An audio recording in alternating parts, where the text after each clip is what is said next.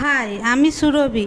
আজকে আমি বানাবো কম তেল মশলা দিয়ে খাসির মাংস। প্রথমে আমি এখানে মাংসটা ধুয়ে নিয়েছি। তারপর আমি মাংসটাতে পরিমাণ মতো নুন হলুদ দিয়ে ম্যারিনেট করে নিয়েছি। আমি এখানে 300 গ্রাম মাংস নিয়েছি। আপনারা যে পরিমাণ মাংস নেবেন সেই অনুযায়ী নুন হলুদ দেবেন।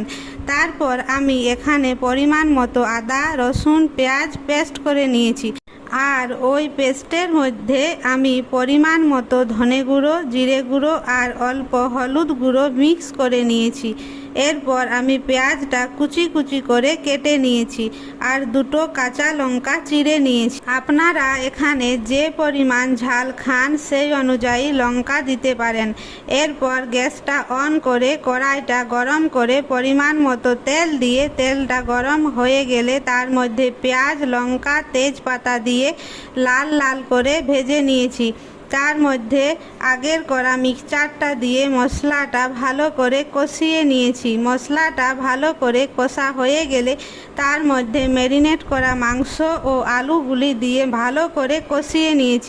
মাংসটা কষা হতে হতে আমি এক সাইডে উষুম গরম জল করে নিয়েছি। এরপর প্রেসার কুকারে কষানো মাংসটা ঢেলে নিয়েছি আর আগের করা উষুম গরম জলটাও ঢেলে নিয়েছি।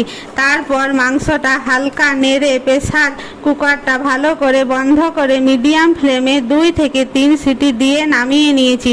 তাহলেই তৈরি হয়ে গেল কম তেল মশলা দেওয়া খাসির মাংসের ঝোল। এই রেসিপিটা ছোট বাচ্চা থেকে বয়স্ক মানুষ সবাই খেতে পারবে।